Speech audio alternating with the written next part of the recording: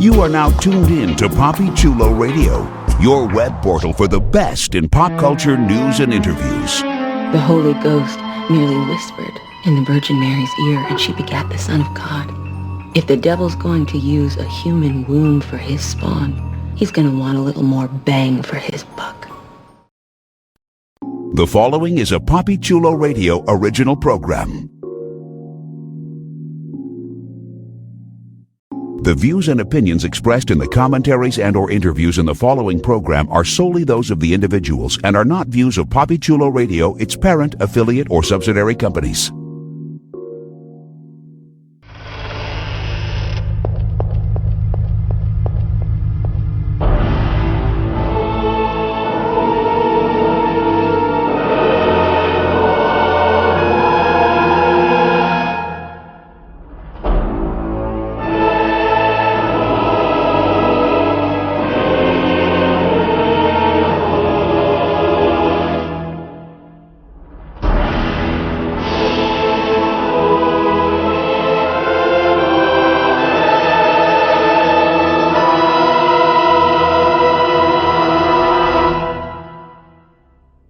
Welcome to Are You Afraid Apocalypse, the unofficial American Horror Story Apocalypse podcast, a PapiChuloRadio.com original series, Papi Chulo Radio, Pop Culture on Demand. Today is Thursday, September 27th, 2018, and I'm your host, Jeffrey Aruz. During this podcast, we're going to recap, review, and dissect the latest episode of the FX series, American Horror Story Apocalypse. Please welcome my co-hosts, Deadly. Hey. Armand Ellis. Hey, everybody. And Madison Fitzpatrick. Hey, everyone. Welcome back. All right, everyone. Let's get into it. Let's jump into our recap of Season 8, Episode 3, which was titled Forbidden Fruit and aired September 26th, 2018. Here's the official synopsis of the episode. Ms. Venable and Ms. Mead enact a sinister plan on Halloween, while a figure from the past resurfaces. I want to get everyone's initial reaction to the episode, Forbidden Fruit. Let's start off with Armand. You know, it was exciting, to say the least. Some things happened sooner than I anticipated, and I'm surprised, shocked, and really excited to see what's going to happen next week. I like it. Maddie Fitz, what about you? I thought it was really good. I thought the beginning I felt was a little rushed, but the overall episode was very, very exciting. Obviously, shockers and cliffhangers. So, you know, clearly an American Horror Story episode. I like it. Deadly, what about you? You know what? Chicken butt? What? No. What? I was a little confused. I was confused. I just think the timeline was off, and I kept on trying to figure out the timeline. There was some stuff that I just didn't seem possible, or I don't know what the word is, but it just I had a little problems with this one. I did like the ending, which we'll get to, but so I'm excited to see where it's going to go. But this one was kind of one of those in-between episodes, I think, that was just kind of getting us to where we need to go, and it was probably my least favorite of the three. Oh, no. Are you the Maddie Fitz of this podcast? I could be. Hey. But Deadly, you know what? You're still like a rainbow. Calm down. Yes, that was the song at the end. Oh, that's right. That was a cue. Colors everywhere. Yeah. All right. So, I liked it. I did. Sue me. What can I say? I thought it was a pretty good episode. A surprising episode, because I didn't see any of this shit happening. 80% of the cast is dead. And we got a surprise at the very end. We also had a surprise return a little bit earlier of someone that I did not expect to see. And we had a whole bunch of twists and turns and surprises. And Deadly's girl was mentioned, although not necessarily really mentioned. And it gave me everything that I could have wanted from an American Horror Story episode, especially one very early on in the season. Like, I would have thought something like this would have happened maybe midway through the series, just because I feel like it was such a game changer. But yeah, so I really liked it. I was here for it. Deadly, who knows? Maybe we will convince you as we venture through this recap. Could be. Armand might be able to do it. Oh, maybe Armand. Oh, I see you have picked your favorite. I'll try my best. Well, there you go. So before we get into a thorough recap of the latest episode of American Horror Story Apocalypse, here's our announcer with a few special announcements. Binge listen to your favorite Poppy Chulo radio podcasters discussing some of your favorite television shows. Visit poppychuloradio.com/podcasts for a complete list of all the podcasts that we produce. You will get up-to-date information on whether the podcast is currently releasing new episodes or if it's on hiatus. You will also be able to click a link to either take you to Apple Podcasts, Google Play, or the Poppy Chulo Radio archives to download the podcast. To binge listen to your favorite Poppy Chulo Radio podcasts, visit poppychuloradio.com/podcasts.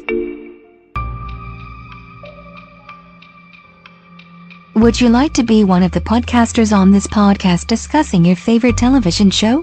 Email talent@poppychuloradio.com. We are always looking for new voices to add to our collection of podcasts.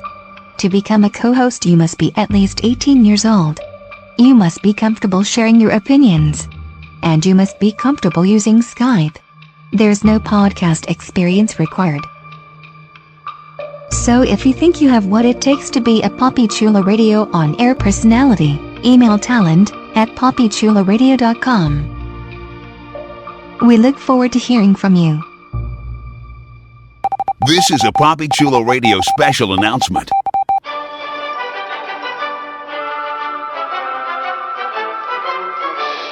PoppyChuloRadio.com is currently looking to expand its web presence, and we're looking for your help. If you're a fan of Poppy Chulo Radio and its signature series, please visit GoFundMe.com/PoppyChuloRadio and help us with our campaign. Every dollar amount donated will be improving the Poppy Chulo Radio experience and making it more interactive and user-friendly. We thank you in advance for your support. This has been a Poppy Chulo Radio special announcement. We now return you to our regularly scheduled programming. Thanks, announcer. All right, everyone, let's get into it, and let's start off with the opening sequence, or I should say the opening scene before the title card. We get a whole lot of information in the various conversations that Langdon has with potential sanctuary inhabitants. So Timothy thanks Michael for allowing him and Emily to live, you know, after the little coitus, not interruptus, but post-coitus catching, I guess. And Gallant is very confused about, you know, why he's been saved. You know, he killed his grandmother, but Langdon is trying to convince him that no, she died in her sleep. And then we see him like questioning Mallory about darkness and if she's got any dark thoughts and whatnot. And, you know, has she ever thought about killing Coco? And Coco... Come on, who hasn't? Well, there you go. Yes. And when he's talking to Coco, he basically is like, no, there's no way that you could have any dark thoughts. You're too superficial for that, basically. And then there's a very interesting conversation with our girl Dinah, where Michael recognizes her.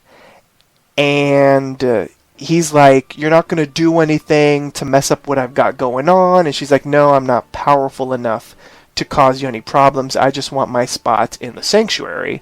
And I think this is the first time that we ever get confirmation that Andre is her son. And he basically resents her and everything that she's built.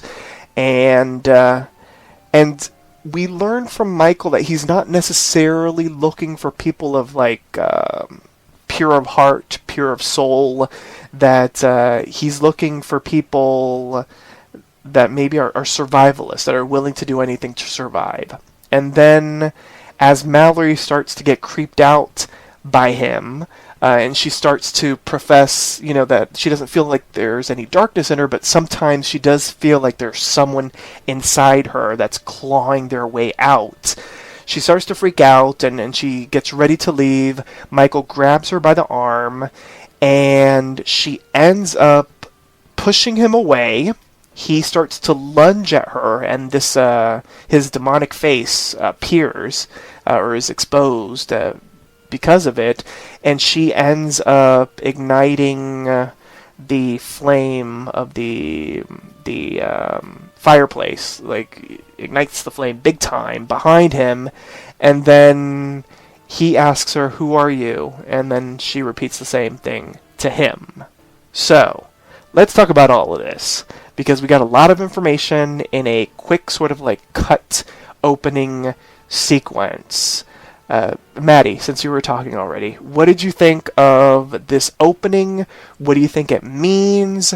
In particular, because I feel like we got some interesting information about Dinah and, of course, of Mallory. What do you think all of this means? First off, I hated this opening. Like I said, I felt like it was so rushed that I was like, what did I just experience? Like, so much information, it was so fast that I was really, like, jarred. I know you like editing, though, but wasn't the editing really good? I like that. It was, but it was just, like the first part of it, like, the whole conversation was cool, but then when Mallory came in, I felt like that was rushed. But that was just me. But the whole editing with, Evan and Kyle, like, that whole conversation was pretty cool, and that was edited really well.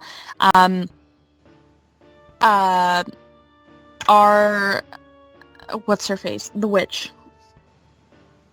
Mallory? No. Dinah. Yes. So her. you feel she's witchy?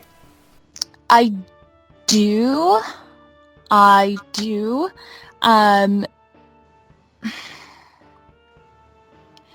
Well, obviously, the ending kind of gives it away. Well, because there's a whole episode. theory about the ending, so that's why I kind of don't want to touch on the ending just I don't know. yet. Like, I feel like that's what I got at first of it. No, I mean, you know what? You are barking up my tree, because immediately with that conversation, I was like, okay, so she's a witch. She might not be a powerful witch, but she's got to be a witch. Mm-hmm. She has to, just because, like, oh, I know you. Like, you're not going to cause any trouble for me, are you? And she's like, no, I don't have the power anymore, I guess, Yeah. So, yeah, with that whole conversation, obviously surprised me about her son, because there, like, was no affection, nothing throughout the other, couple episodes that we've watched. So that kind of was like, oh, okay.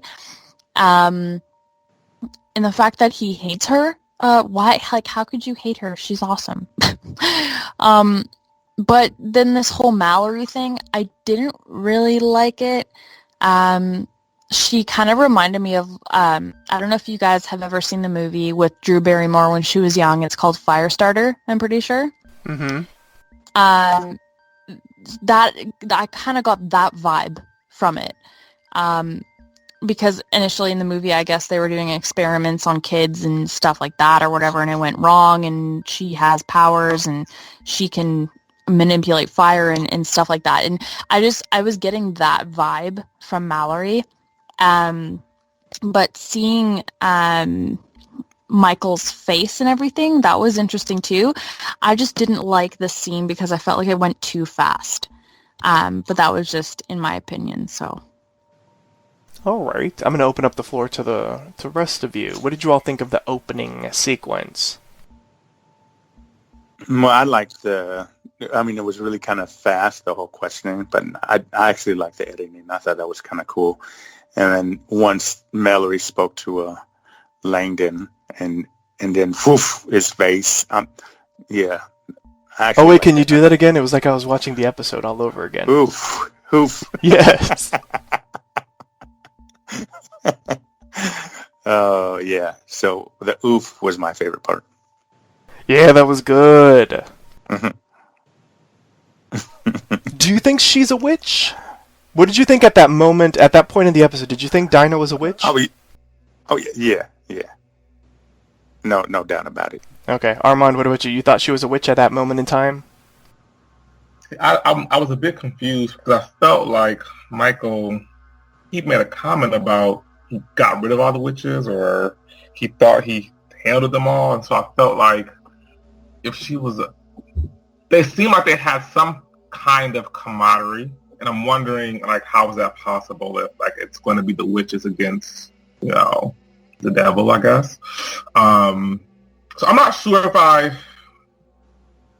I guess we know that she's a witch because what happened at the end of the episode. Well, In do that we know? moment, We're going to open that can of worms a little bit later. You're right. When I watched that particular scene, I didn't get witch at that particular point.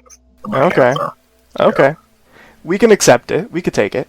Yeah. Okay. So, all right, let's continue on. So, as Armand was actually just mentioning, we have this really interesting moment where Langdon is trying to commune with Satan, Daddy to him, and he's doing some sort of like blood sacrifice type of thing, and he's saying, I thought I destroyed them all, that it appears one survived, and he's begging his father for wisdom.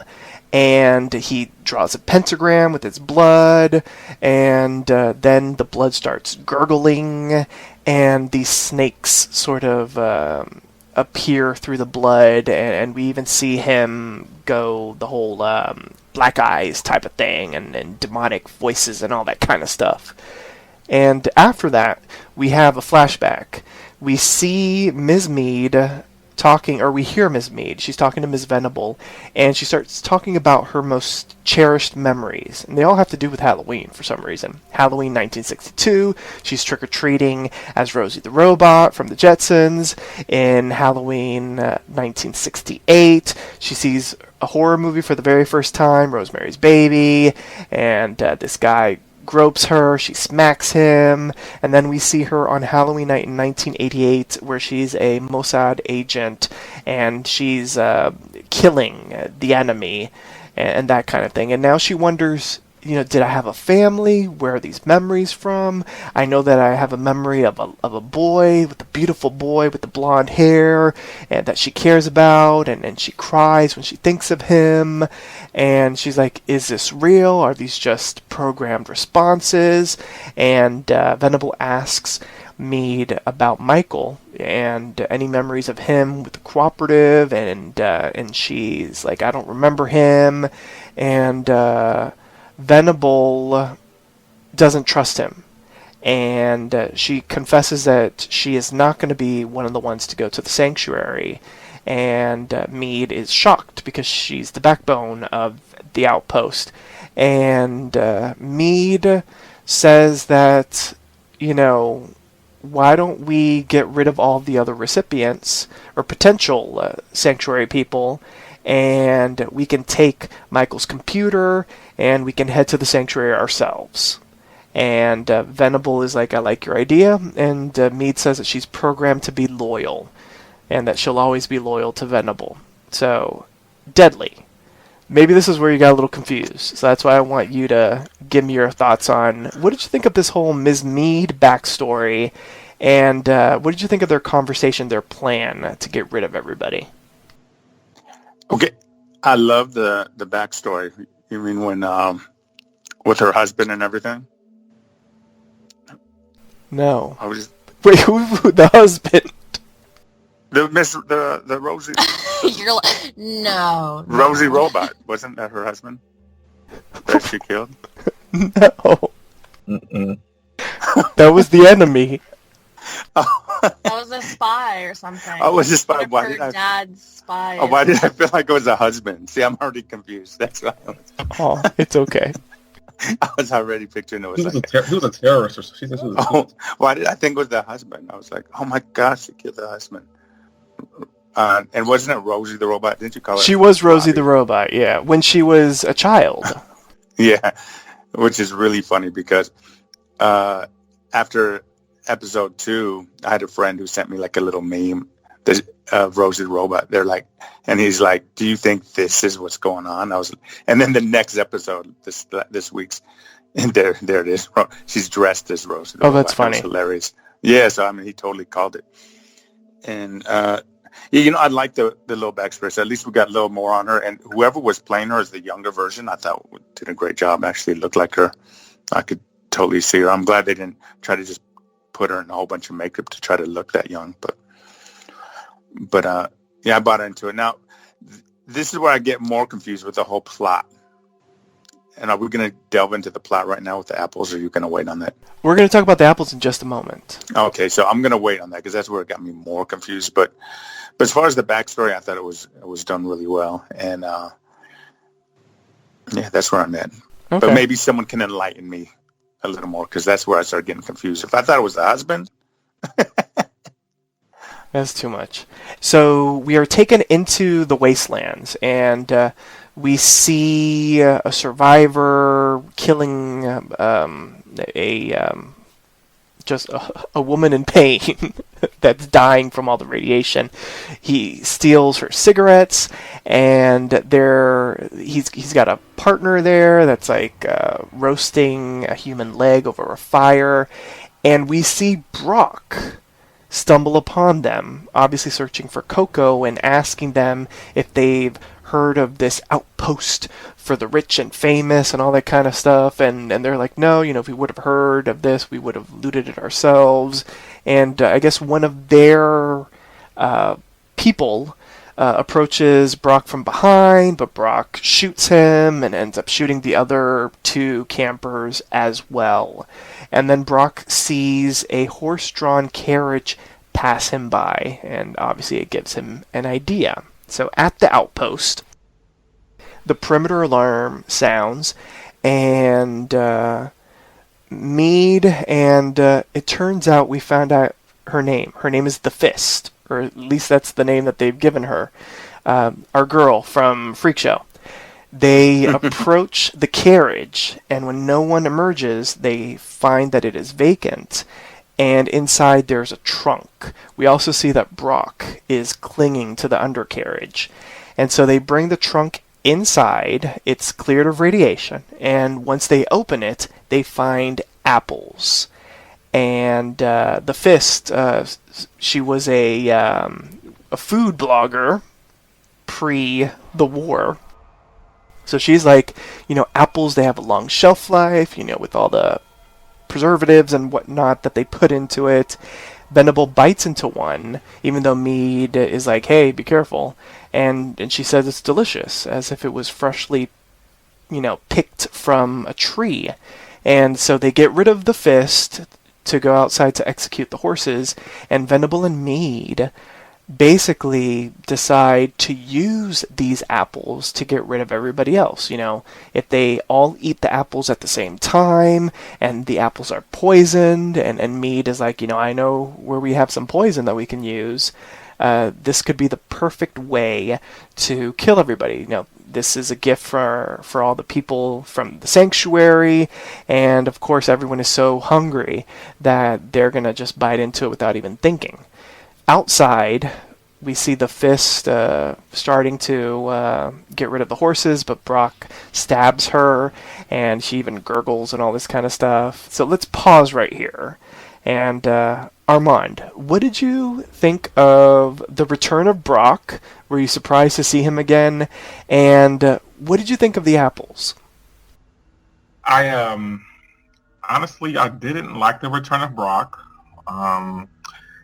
He doesn't strike me as the type of person or character who could survive an apocalypse, and so it just kind of seemed little shade. It just seemed I don't know, a little bit more fantastical than I would have liked. When I think of it logically, of how long it's been, and he still had weapons, and like how do you even get to the outpost? Like how do you know how to find it? It just all seems just like so convenient. So yeah, as far as the apples are concerned, I noticed the connection between Mead going trick-or-treating and the woman giving her an apple instead of like good candy for her first time going trick-or-treating by herself. And then we have apples again at the outpost. And I think it was, their idea was very genius once we get to the idea to deal with the rest of the house guests. Was pretty genius. Okay, that's interesting. I didn't really put two and two together, but now that you mentioned it, that is very true. Yeah. Deadly, did that help? It did help a little bit, but that wasn't my big beef. I think my beef was a little bit with Brock. I think it was just a little bit. I didn't buy it either. I'm right with Armand on that. I'm like, I just didn't feel like, especially from the first episode, I'm like, this guy wouldn't even make it. Yeah. I thought it was a little amusing. I loved the makeup and stuff on him, though. And he's so out there. I mean, he's just way out there, over the top. Just a little bit too much. He's very creepy. But that whole thing, too, like, I don't know, him coming up under the carriage. And then this is, I guess we'll talk about it, but I feel like there was a big time lapse. Like, so after he killed our freak show, freak show food blogger, he walks inside, and I don't know, like, the time lapse from the plan of the apples and the actual party, because I thought it was going to be like 2 days later. Oh, yeah, that is true. And so I'm like, where was this guy for 2 days? And, like, why was nobody talking about where Freak Show Food Blogger was? Okay, that is interesting. We haven't gotten to them announcing the party, but it is true that I feel like she said we're going to have a party this weekend, right? Yeah, exactly. That's what she said. And so I was like, wow, okay. So, that's where the whole little time thing kind of threw me. That is true. Now that I'm thinking about it. Okay, Dudley, you are making sense. See, I wasn't all discombobulated. And as far as the apples, was that a Red Delicious apple? Red Delicious, yes. That's what our food blogger said. Yeah, and I'm not down for those. So I don't think I would be all up into biting it like Venerable. Now, if it was a green Granny Smith, maybe. Okay. Picky bitch. Picky bitch. I like it. All right. Before we move on, Maddie, anything else to add? No, I just think that Brock was really, really ugly, and the whole, like, cannibal thing. Would you have eaten the leg? No. Like, I don't know, and it just seems, I felt like they should have done a better job with the outside world. I feel like it looks, like, from watching, like, The Walking Dead, it looks so fake. Like, it looks so fake. This apocalypse. Oh, because Maddie's been in a nuclear apocalypse before.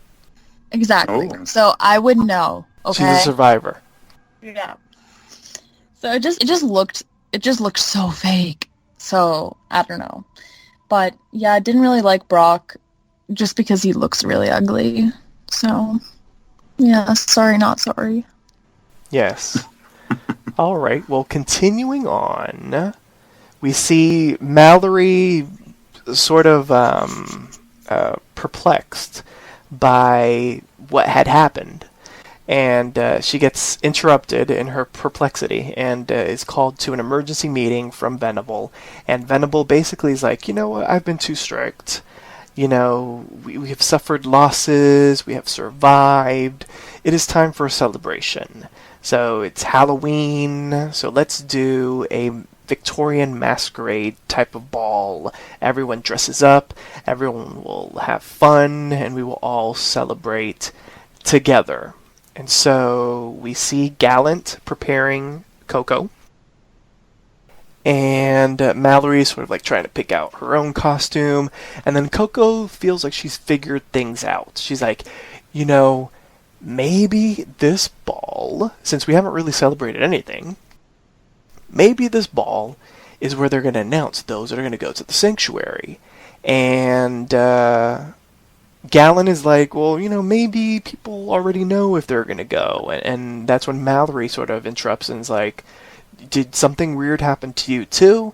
And she explains that she made like fire erupt basically, and she feels like she controlled it with her mind. And Coco's like, "Are you sure you didn't knock over a candle or something?" And so Coco's like, if you're gonna do it, I mean, if you have this power, then do it, show it, do it again. And obviously she can't, and so Coco sends her away to Evie's room to raid her clothing for costume material, and she feels that Mallory has lost it. So, Maddie, what did you think of this scene? What do you think it means? Because Mallory is trying to use her power, but she can't. So what do you think that means? Do you think it means anything? I feel like maybe she can only use it in like the presence of evil or something like that. Or in like a dangerous situation? Yeah. But like hell, like she doesn't even know what she's doing, so maybe she doesn't know how to control it, right? She's like a rainbow. Right? But I don't know, like obviously Coco's being a bitch as usual. But other than that, it was just kind of, I don't know, it was a little weird. It was a weird scene, especially for like Evan Peters to kind of just be so, I guess, agreeing with Coco. Like I feel like he should have been a little bit more curious as to what was happening. But I don't know, I just, because, the ending is the way that the ending is, it's just, it raises a lot of questions, that's for sure. Yeah, that's very interesting. I've got to say, I've enjoyed Coco for the most part. I feel like she's fun in a very bitchy kind of way, but I really didn't like her in this scene. Like, because I'm really liking Mallory, I was like all team Mallory, and Coco was just too much for me. Like, I wish that Venable was there to slap her again, because I was like, wow, like they turned Coco into a mean girl at that moment, and I really felt for Mallory. Yeah, I think I'm with you on that. I'm sorry. No, go ahead.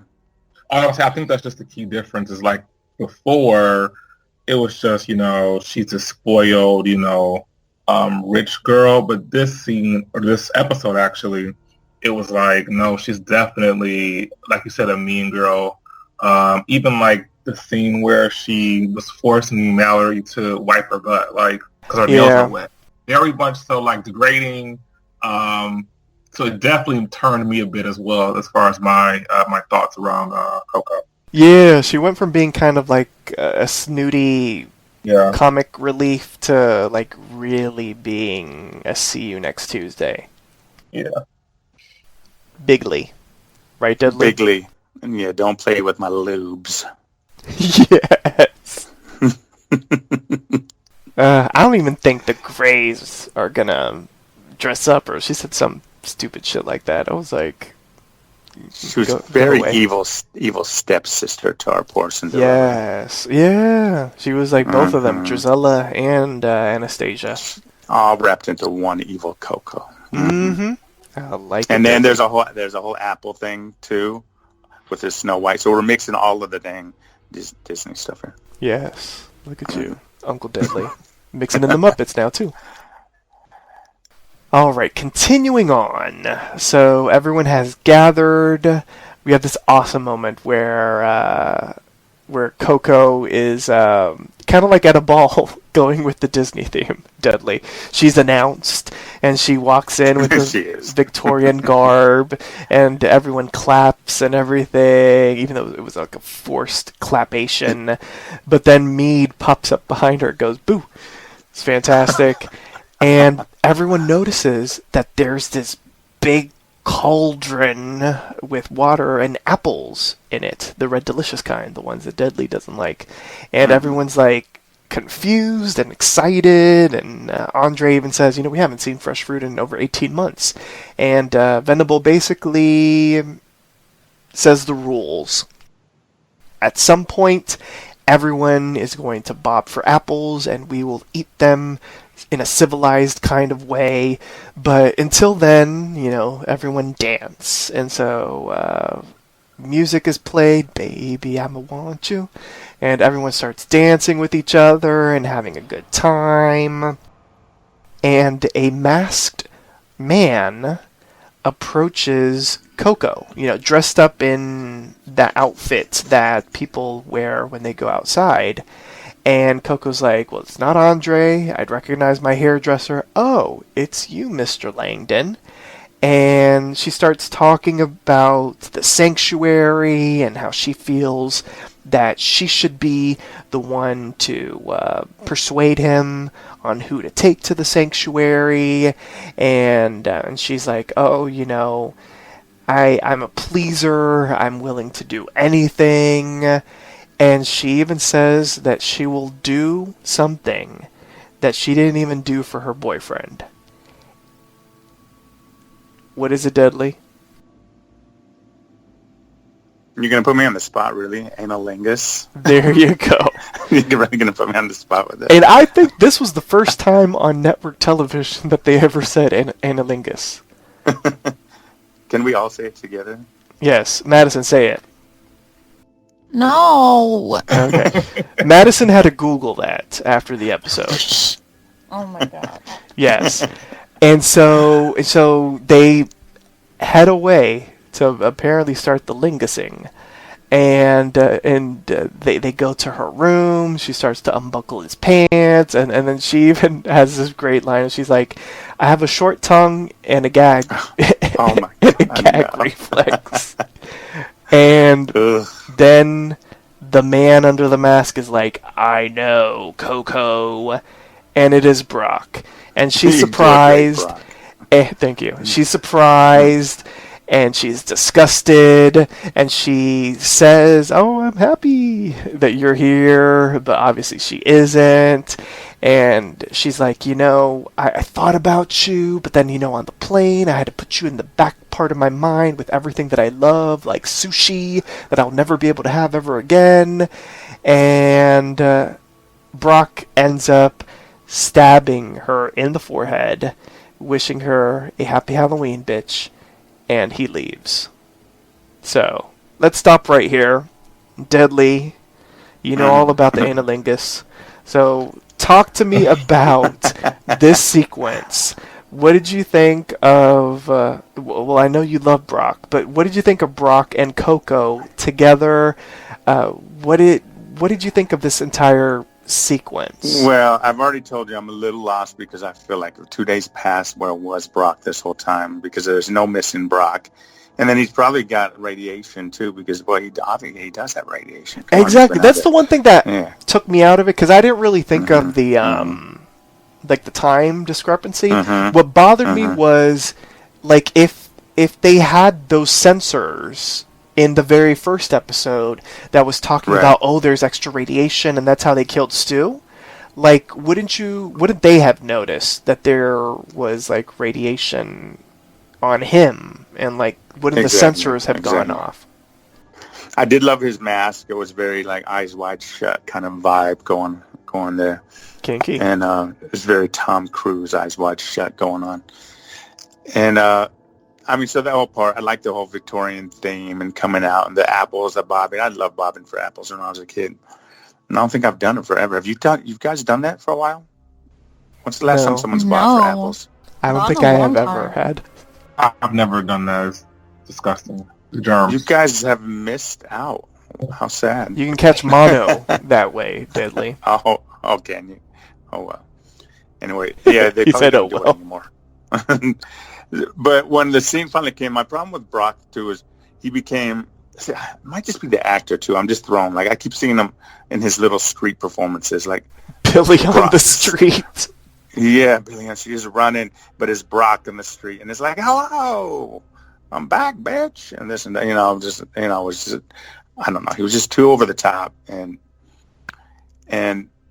Miss Coco, I think this is the first episode I just did not like her. It's like, girl, really? Like, I think that's even out of her character. Like, I just don't see her being an analingus kind of girl. Well, she said she's never done it before, so she would do it for Mr. Langdon so she could get in. Yeah, but I don't even think that would be even in her mindset.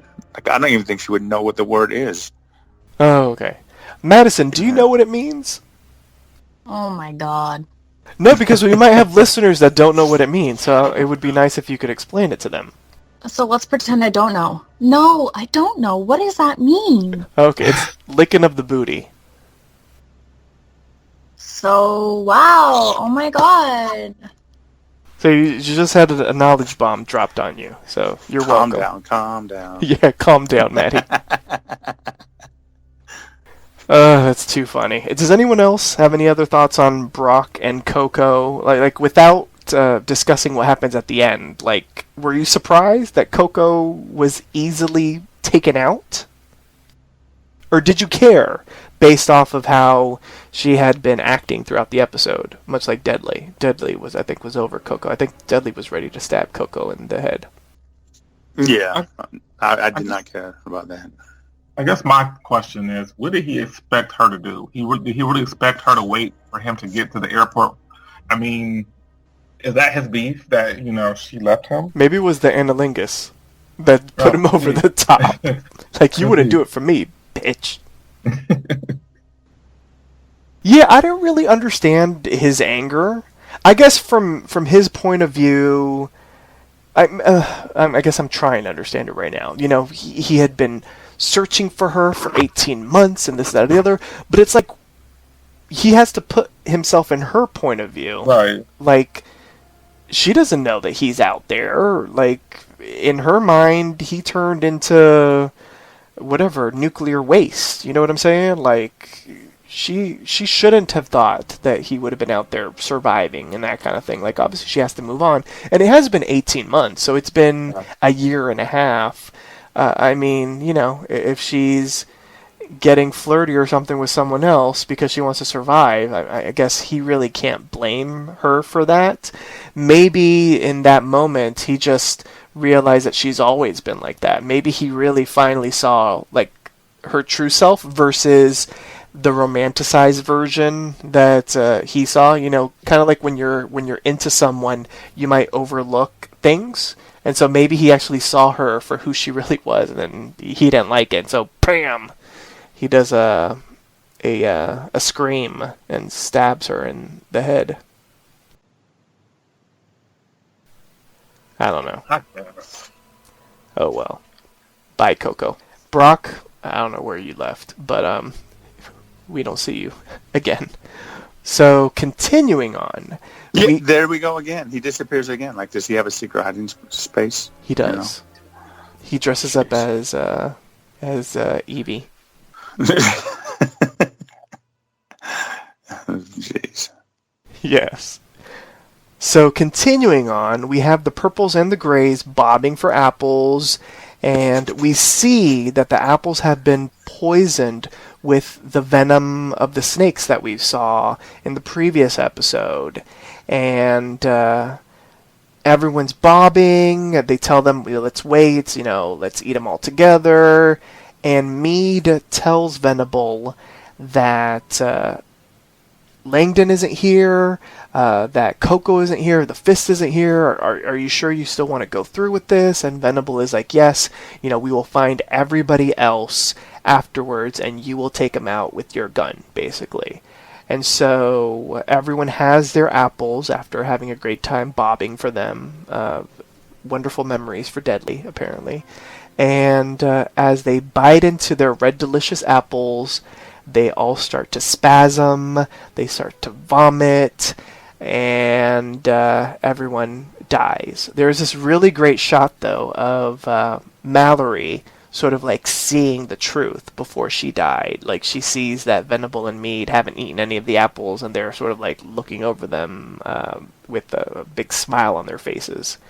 And so, after inspecting the corpses, the duo decide to sneak attack Mr. Langdon. And he initially tries to send them away, saying, I'm working on my choices for the sanctuary, but Venable is like, no, we're making the selections right now, and you haven't made the cut.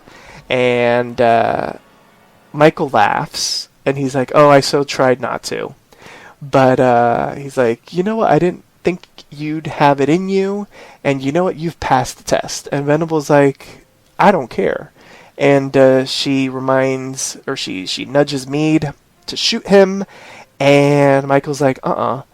And Venable sees that Mead ends up pointing the gun away from Michael and to Venable instead, and shoots her. And Mead is like, I didn't do that. And Michael's like, of course you did. You were programmed to do it. You were programmed to do this poison apple plan. And Mead is confused, and he's like, I don't like to get my hands dirty. I mold myself after my father. I allow humans to, go to their darkest places and to do whatever they need to do to survive. And he explains, because she's confused, she's like, what am I? What am I doing? Who am I? And he's like, when I tasked the cooperative to create you, I molded you after someone from my childhood, someone very dear to me, the only woman that believed in me, that cared for me, that loved me. And he says that it's time for her to know the plan. And he wants the only woman who ever loved him by his side. Armand, what did you think of this? How did you interpret this? I feel like Deadly wants to scream something right now. You can scream it right now, Deadly. Our Constance? There you go. So, yes. Armand, what did you think of this? Were you surprised that, 80% of the cast died in this episode? And what did you think of the weird, evil, demonic machinations of Michael Langdon? So when everybody, died, ate the apple and died, for some reason, it's only episode 3, and I refuse to believe they're dead for real. So I'm not, I didn't have any, crazy reaction to it, because I just feel like it can't be. Now, if I watch the next few episodes and they're really, really, really dead, then I might feel a ways about it. But I just refuse to believe that Emily and Timothy are already dead. I thought they were going to be the protagonists, they were going to save the day. We called them the heroes, or at least I did. So I'm still holding on to that. As far as Michael and Mead, I want to ask a question because I'm not sure if I missed this. So did he say he created her, he programmed her? He said that he tasked the cooperative's R&D, research and development, to create her in the mold of the person in his life. Our lovely Jessica Lange, most likely. Okay, there you go. Deadly loves to talk about Jessica Lange, if you haven't noticed. Oh, I did. No, that whole part confused me, so I think someone else should speak on that, because I'm confused. It confused me too, so okay, don't so worry. Deadly, explain it to them, please. Well, okay, so the co-op, whatever, so he had them kind of program our Rosie the robot to eventually just to more or less deal with him. I mean, he was the ultimate boss of her, right? That's what I was getting on the whole thing. And they modeled Rosie after or Mead after the one person who truly loved him when he was younger, and the one that most loved him the most was Constance Langdon, our Jessica Lange, our beautiful Jessica Lange. So I'm guessing, ultimately, she's gonna do whatever he asked to do. So that was his what's that when you have that secret, the Joker's card or something, the little secret card, the Trump card, the Trump card. It all comes back to Trump. I know, right? So here's my only thing that bugged me after that, because I was like, okay, that makes sense to me, but so were those memories programmed, or were those memories that Constance had? I was very confused, because obviously Constance was not a secret agent, at least that we know of. Wasn't she, if I'm not mistaken, she was a failed actress, right? She was. So that was the only Interesting. thing that kind of bugged me. But then again, I mean, she's a robot, so she doesn't necessarily have to have all of Constance's memories. I mean, she just needed basically Exactly. memories, period, so that she isn't questioning that she's a robot, so she could think that she's human. So maybe I just answered my own question, but it did bug me for a second after I watched it, because I was like, so I guess those memories are fake, but the memories of the boy and taking care of the boy, that's sort of like the constants in her. What I'm kind of curious is she just programmed to be sort of loving like Constance, or is, like, through some sort of demonic, satanic, hoodoo voodoo thingamajig, does she actually have some of Constance's memories? You know what I'm saying? Because he's the Antichrist, so he could do anything, basically. You know? I mean, he's got infinite power, you know? So do we think maybe the robot eventually is going to turn into Constance? Is that what you're thinking? No. But that's what you would like. But Oh my god. Transformer. oh my god, she turns into a transformer. That would be amazing. But I mean, it's just an interesting concept, or an interesting thought, sort of, like, nonetheless. I guess we're gonna have to wait and see. Now, I do have a confession to make, and it's not my own confession, so I'm gonna be telling on somebody. But the funny thing is, What did I do? I know. She knows that it's her. The funny thing is that I could so do this as a thing to just pick on her, just to pick on her. But Oh, okay. I'm gonna be quiet now. I know what I did. yes, but the funny thing is, as I've mentioned before, I always love to look at the comment section under recaps on various websites. In particular, I look at TV Line, I look at Spoiler TV, I look at entertainmentweekly.com, and I always like to read the comments, because I feel like in the comments you kind of get a good sort of like gauge on, like, what the average viewer is thinking. Well, actually, it's sort of like a mixed bag. You get a taste of what the average viewer, as well as, like, what hardcore fans are thinking. And there were several comments that were like, oh, so he's the child from Murder House. And I'm, like, thinking to myself, like, how do you not know this from, like, the first episode? And I'm not even, like, an obsessive American Horror Story person. Like, I haven't seen Murder House since it premiered, to be quite honest. Like, I had tried to, like, see it. I was going to marathon Murder House and Coven before the first episode of Apocalypse, but I didn't. I didn't get the chance to do it.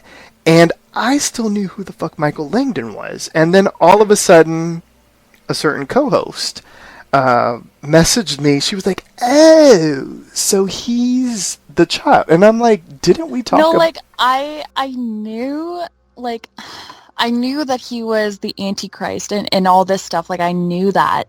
But she's trying to...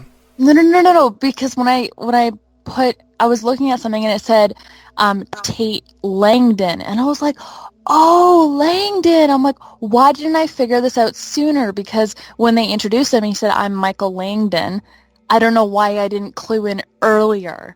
Like, I clued in, like, later in the episode that, oh, he's probably the Antichrist. I didn't clue in earlier when I heard Langdon. Like, I didn't put the two last names together. And I was like, oh, this makes sense. Like, I'm such an idiot that I didn't figure that out sooner. But I did figure it out. So I feel kind of mad at you, Maddie, because that means you weren't listening to me, because I constantly was talking about Constance Langdon. I know, but I just, Our my first head, episode. my brain didn't put two and two together. She doesn't listen to you, Dudley. I don't know why. She doesn't. Do! My God. That's so funny. But yeah, I'm like, a lot of people really didn't catch that. I just think it's interesting, nonetheless. It's fascinating to, like, read what people, I guess, don't really catch on. Now, something that we did not catch, I don't feel like we did because none of us brought it up, and it's something that I learned within the past couple days. Apparently, when Michael shows his ID at the very tail end of the first episode, I guess there is like a serial number on it, or maybe an ID number. The ID number is 666. That's hilarious. Yeah, I think it's really interesting. So there's that. So, all right. Any other thoughts on Langdon, Mead, Venable, and the cast dying?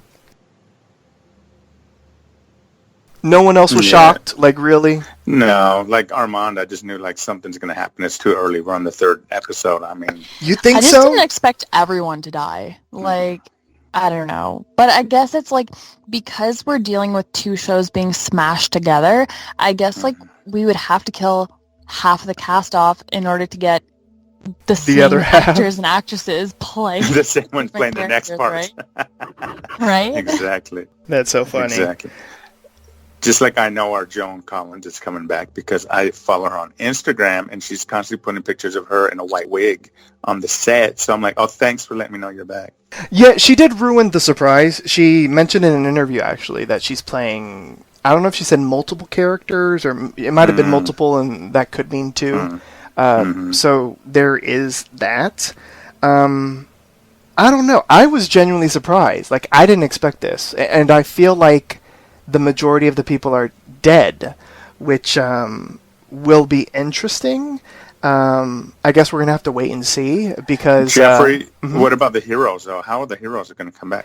I know. I feel like those heroes are dead. I feel like they were a red herring.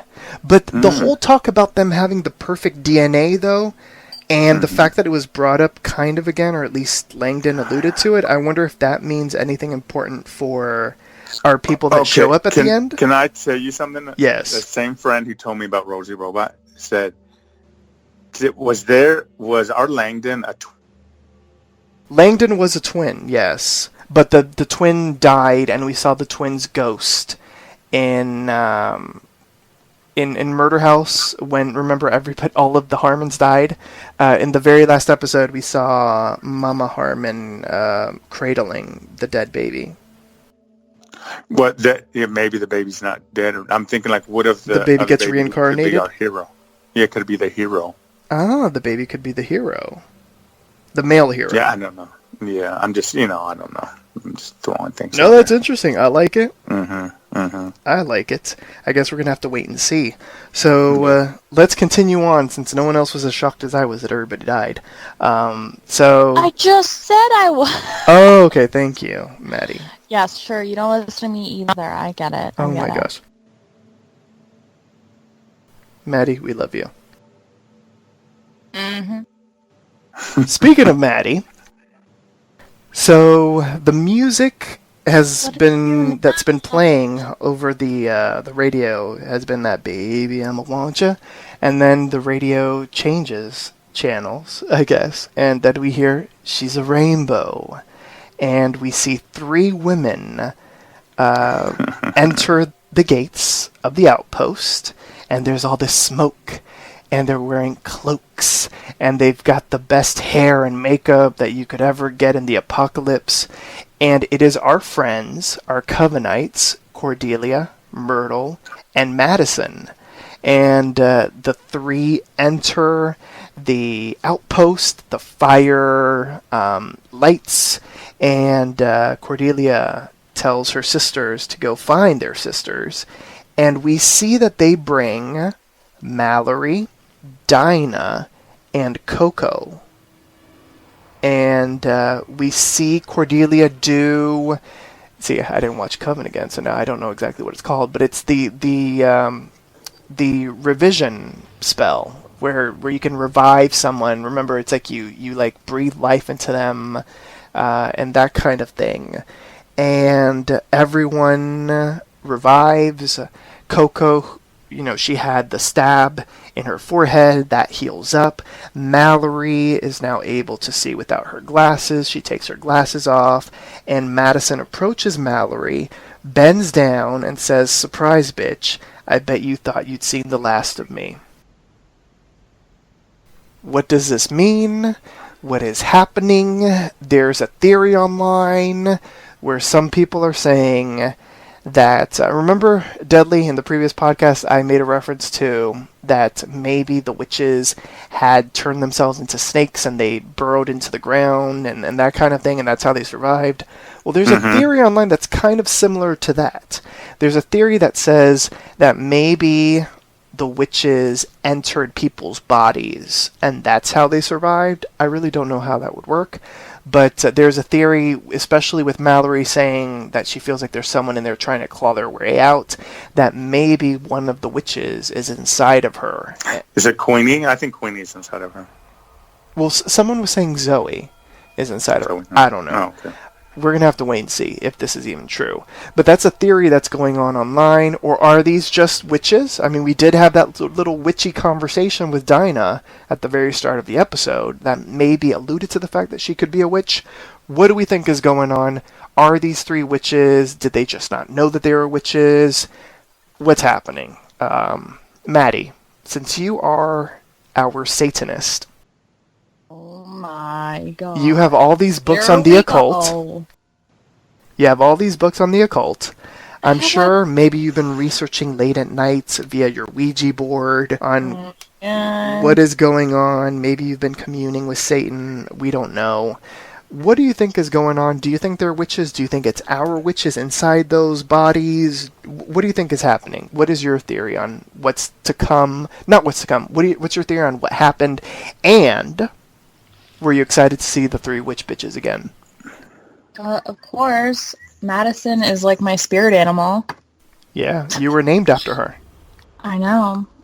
No.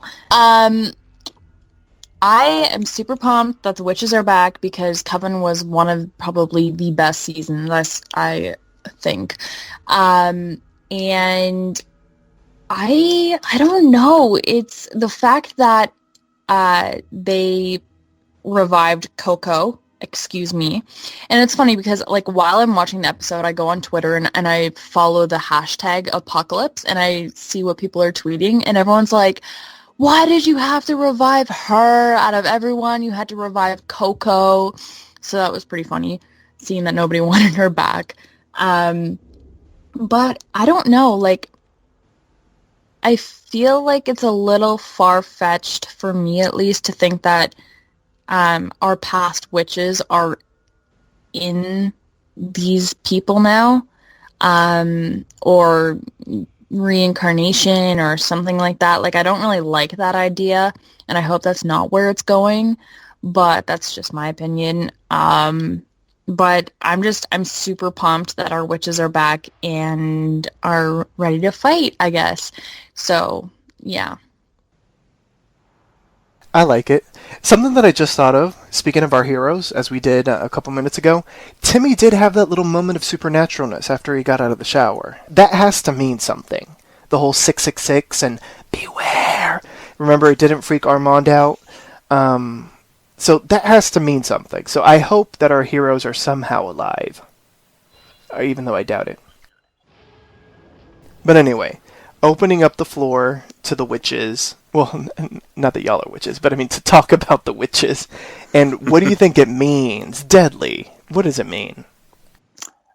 It just means I'm super excited for episode 4 because that means Queenie's coming back, and I love me some Queenie. And Lily, who did Lily Raven play? Misty? Did she play Misty? Misty Day. Misty Day, yeah. She should be back too, right? She's coming, maybe. If they can She's get her out of hell. coming, They brought Myrtle back and she burst into flames. Well, she didn't burst into flames, but yeah. she got burnt. I love that whole thing. I'm kind of with everyone on Twitter, just like Maddie said. I'm like Coco. That is just a little bit beyond me. That's why your whole theory of maybe the witches are inside the bodies, because Coco didn't even, I don't know. She's just so out there. Like, Could you imagine if Queenie is inside of Coco? Well, yeah. Well, she's so disconnected. Coco is that. I mean, that's not even know that she'd have some powers. It just seems beyond. Beyond. I just don't see that happening. Definitely beyond, because I mean, yeah. So that theory, could kind of ring true, Because you would think that Coco would know if she was a witch. Well, yeah, it's like you would think well, maybe not Mallory. Like, I could see them going the route of, like, they didn't know. You know, because I'm trying to remember... See, this is why I should have seen coming before we started this whole season. Because I'm trying to remember, like, did they know? Because, like, we saw Coven through the eyes of Zoe, right? And it was Zoe, she had a power, or something happened, right? And that's why she was sent to that school. So maybe she didn't know that she was a witch. So I guess I could kind of buy that Mallory didn't know that she was a witch. That kind of means that I guess I have to buy that Coco didn't know that she was a witch. But I don't really... After this episode, I'm not really all that happy with Coco, so I don't really know if I want her to be a witch. I'm like, couldn't they have picked... Who was another female? If it had to be a female witch, who was another female that was there? That died? Emily. Let her be a witch, damn it. Our hero. Yeah. Mm-hmm. I don't know. Armand, what did you think of the ending? What do you think it means? What's going on with these witches? And what do you think is going on with these three in particular that they revived? And I know that you kind of wanted to go into maybe Dinah, talking about her. What's going on here? Well, I feel like I don't know it anymore, because you all have mentioned some great theories, and so now I'm kind of like, I'm just not sure anymore. I am excited to see all the other witches come back the rest of the season. And I'm really looking forward to see how all this plays out. I still don't believe everybody's dead. I refuse to believe that. Is it because of the beware? I think part of it is because of the beware. I also think they spent a good chunk of time doing character development in the beginning. Why waste all that time to die in the third episode? You know. So we'll see on that. I'm actually like Deadly. I'm ready to hopefully see Jessica Lange soon. And if I can hear Myrtle Snow yell Balenciaga one last time, it would just make my night. I mean, that was an iconic scene. Did you call him Bentley? No, I said when Myrtle Snow yelled Balenciaga. No, I mean Deadly. It sounded like you called him Bentley, so it made me laugh in my head. No. That's your new nickname, Deadly, Bentley. I can't even really predict anymore. I'm just like gonna just have an open mind and see what happens. Okay, I like it. Anything else to add, Bentley? I say that, I promise. I would never disrespect them. No, I heard Armand say Deadly, but no, nothing else except for no, nothing else. Deadly, you're like a rainbow. Mm-hmm. Thank you. You're Rainbow Bright. Rainbow Bright, yes. Shout out to Rainbow Bright. What happened to you? She died. An asteroid hit her. Madison is like, who the fuck is Rainbow Bright? I don't even want to know anymore. She was a greeting card character that turned into a cartoon. Armand, do you remember Rainbow Bright? No, I think that's a little bit above my I know your age, so it really is not. I'm just saying. Oh, shade. Yes. He should know Rainbow Bright. He's acting dumb. He's like, I want to be young, like Maddie. Oh, this is too funny. All right, so enough talk about rainbows and Rainbow Bright. Now it is time, to shine a rainbow on our MVP, the most valuable player. Which character impressed you the most and why? The rules are simple. State which character impressed you throughout the episode and why. And if someone has already mentioned the character that you were going to choose, you must select a different one. And since I picked on him, Armand, you may go first. Who's your MVP and why? I'm going to go with Mallory.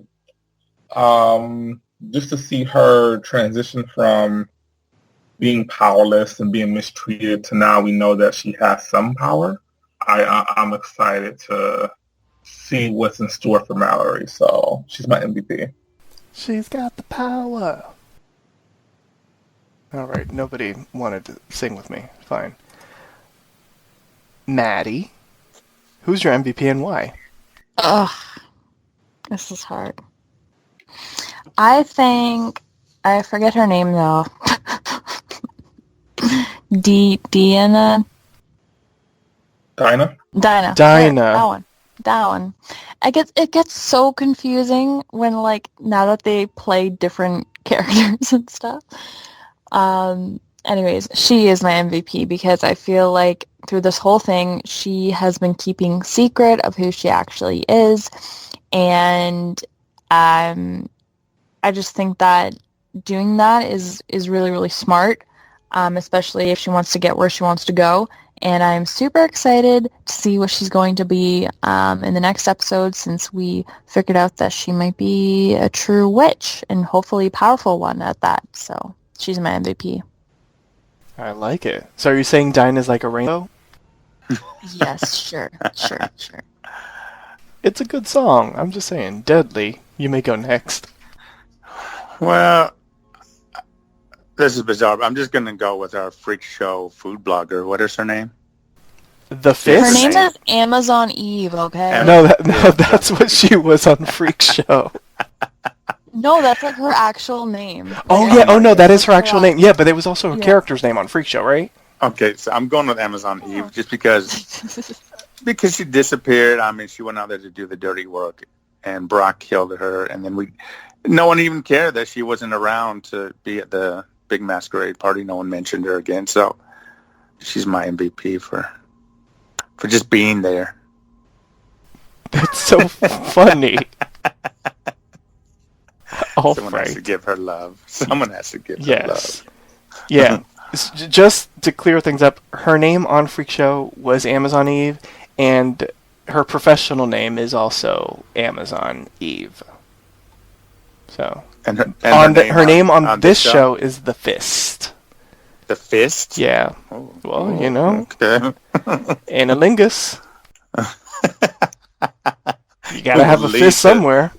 Will lead to that, yes. Well, there you go. All right. I can't. I'm not touching that. So Okay. Moving right along, my MVP, I am going to give it to our girl, Ms. Mead. I really like what Kathy Bates did in this episode. I love seeing her be very torn as far as who she is, what am I, who am I.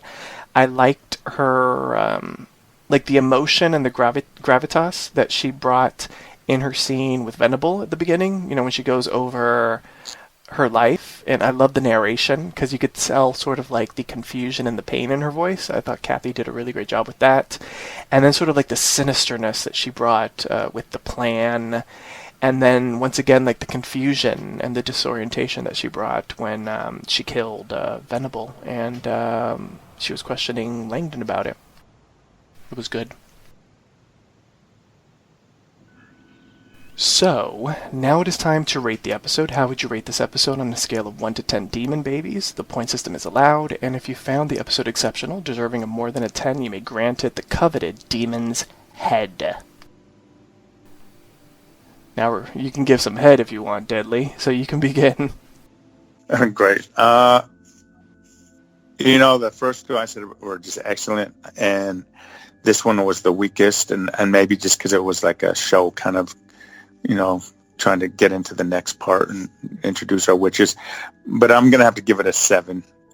And basically because it just was all over the place, and there was just a lot of confusion going on. The Fist disappearing, you know, the Radiation Man showing up, Brock, and just disappearing. The whole Apple thing. Yeah, I don't know. It was just too much going on, and just left me with more questions than answers. But maybe that was the whole point of it, to like get us to the next point. But a 7.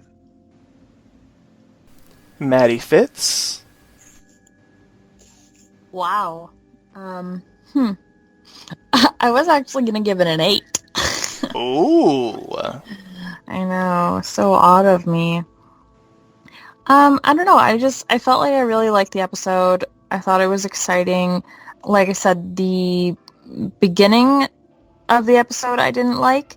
But I'm very excited about where this season is going. And I just, like I said, I hope that certain things aren't the way that they're looking to be.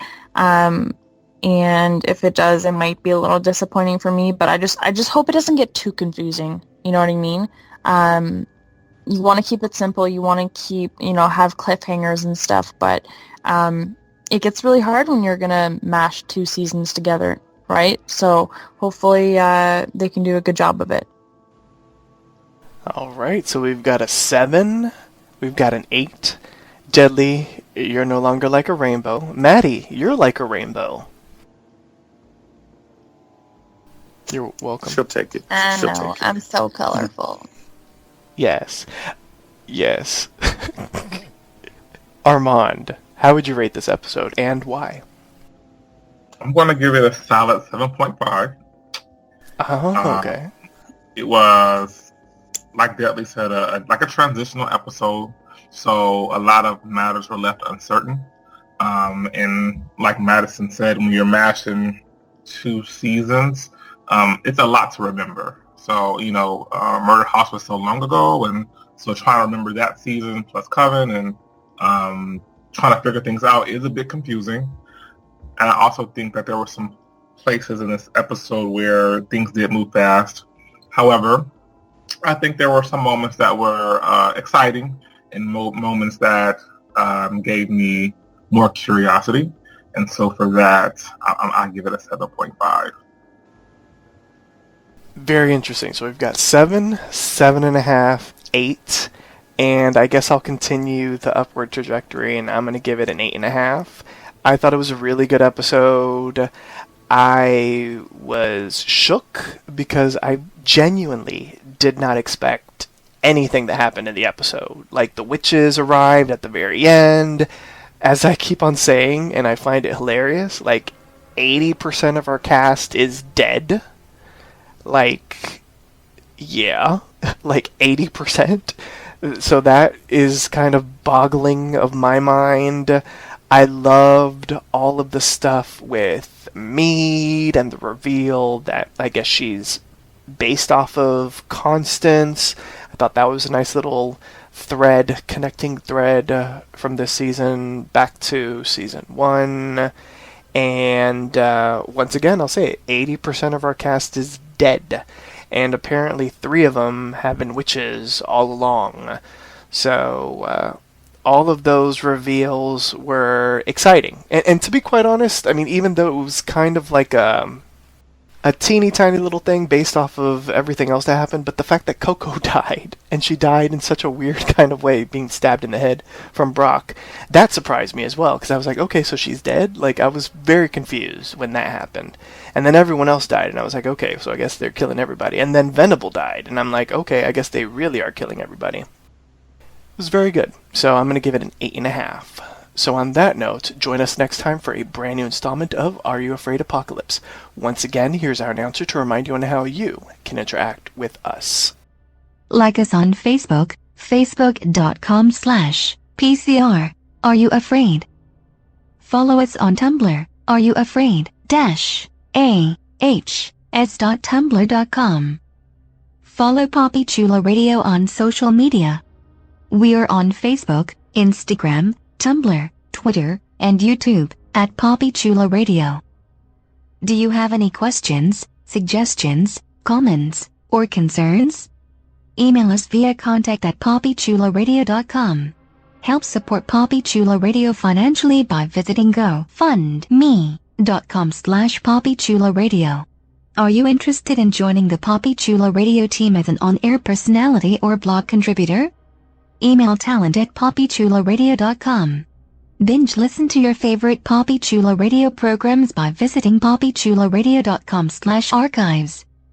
You can also download tonight's broadcast and the rest of the series through Apple Podcasts and Google Play. Just search for Are You Afraid? Apocalypse and subscribe. Thanks, announcer. My co-hosts, please wish the listeners a good night. Good night, everyone. Ain't no Good night. See you next lingus. week. Ain't no lingus. What, Deadly? I said analingus. Good night. There you go. Thanks for tuning in. Download new episodes of Are You Afraid Apocalypse every Friday via Apple Podcasts, Google Play, and the Poppy Chulo Radio archives. Good night.